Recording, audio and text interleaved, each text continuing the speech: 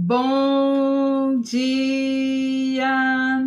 Estamos de volta com as nossas reflexões matinais à Corsa da Manhã, nessa série de reflexões a respeito do livro de Tiago, a sabedoria do Novo Testamento. E nós estamos no capítulo 5, quase terminando então as nossas meditações. Então, com certeza, nós terminaremos nessa semana essa meditação preciosa. E hoje nós vamos no capítulo 5, dos versículos 7 a 12, que eles falam a respeito sobre a exortação à paciência. E diz assim: portanto, irmãos, sejam pacientes até a vinda do nosso Senhor. Eis que o lavrador guarda com paciência o precioso fruto da terra, até receber as primeiras e as últimas chuvas. Sejam também vocês pacientes e fortaleçam o seu coração, pois a vinda do Senhor está próxima. Irmãos, não se queixem uns dos outros, para que vocês não sejam julgados, e eis que o juiz está à porta. Irmãos, tomem como exemplo o sofrimento e de paciência dos profetas, que falaram em nome do Senhor. Eis que consideramos felizes os que foram perseverantes. Vocês ouviram a respeito da paciência de Jó e sabem como o Senhor fez com que tudo acabasse bem, porque o Senhor é cheio de misericórdia e também de compaixão. Então, temos aqui uma exortação a sermos pacientes. Tiago está aqui falando para os cristãos que sofrem a opressão e os incentiva a serem pacientes. Sua paciência deve ser motivada pela volta do Senhor Jesus. Pode-se tratar aqui de uma referência ao arrebatamento ou à vinda de Cristo para reinar. Os dois acontecimentos são usados, no Novo Testamento para incentivar a persistência ou também a perseverança dos santos. Aqui ele dá um exemplo, então, do lavrador. Ele ilustra, então, a necessidade que um lavrador tem de ter paciência, pois não colhe no mesmo dia que ele está plantando.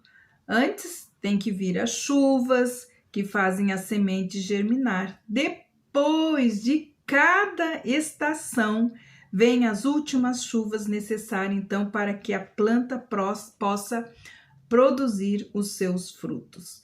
Depois, então, ele se refere às últimas chuvas, e as últimas chuvas têm a ver, então, com as bênçãos, as promessas das bênçãos que Deus tem para a igreja, como naquele tempo e como nos dias de hoje, a bênção do Espírito Santo, no início da vida da igreja, do Pentecostes, se realizaram antes, então, da volta do Senhor Jesus.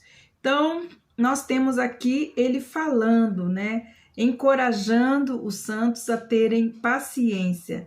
Nada impede, porém, de nós procurarmos um grupo remanescente, fiel de cristãos, aqueles fervorosos, que são determinados, a evangelizar o mundo, a interceder por o mundo, em fazer a obra enquanto esperam com paciência a volta do Senhor.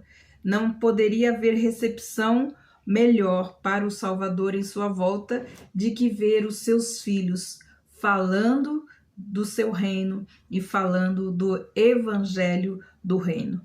Uma vez, como ele fala aqui, é importante a gente entender que as injustiças da terra serão corrigidas quando o Senhor voltar. O povo de Deus, ele deve ser paciente como o lavrador.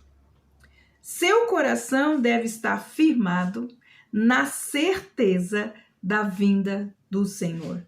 Durante o período de perseguição, as angústias, não é raro que os oprimidos se voltem uns contra os outros.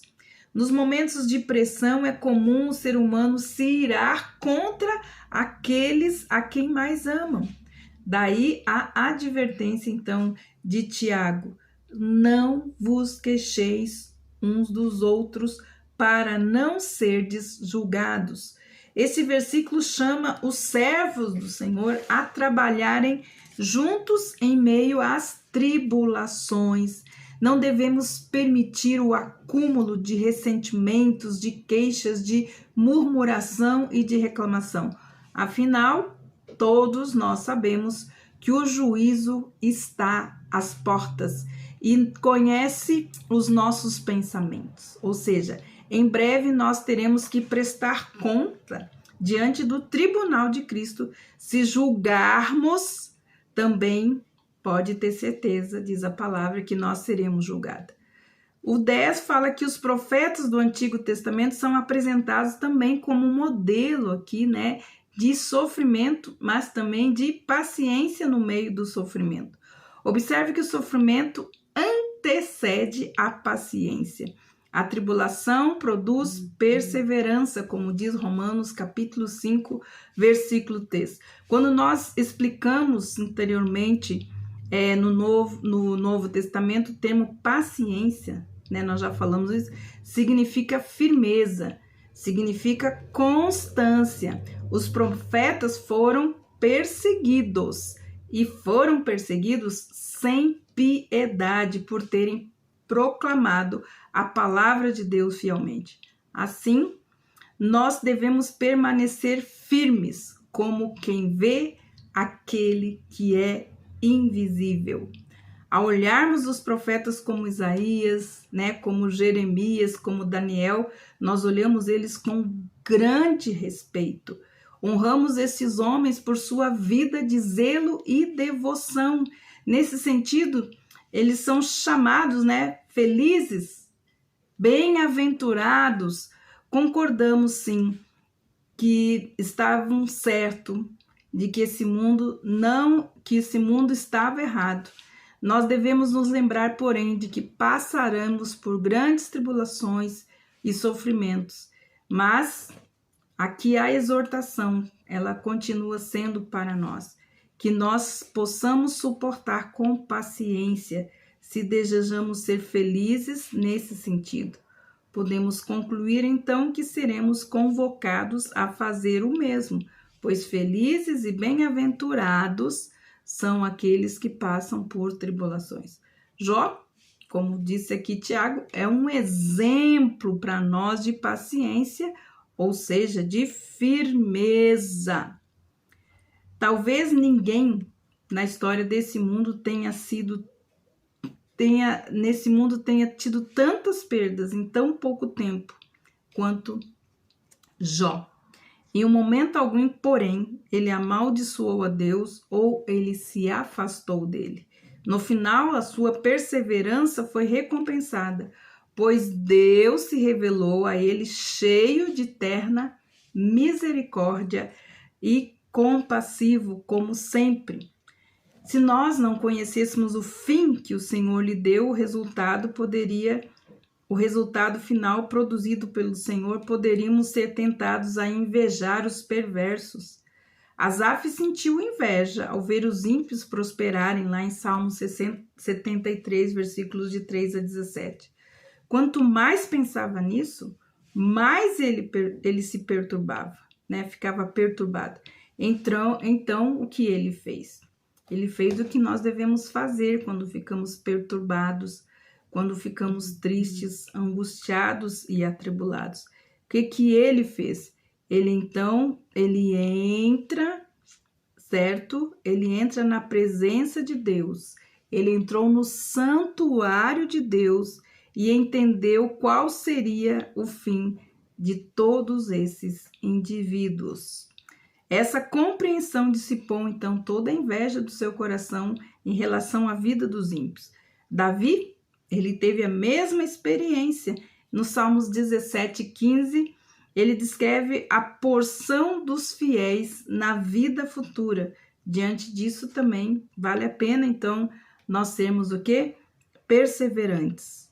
Perseverantes. No caso de Jó, o fim que o Senhor lhe deu foi a restituição em dobro de tudo que ele havia que ele havia então perdido. No versículo 12, nós temos a impaciência durante o período da tribulação também pode se manifestar por meio de palavras impróprias, ele fala, né? A ênfase não é dada sobre palavras irreverentes ou blasfemas, mas sobre o falso juramento num tribunal de justiça.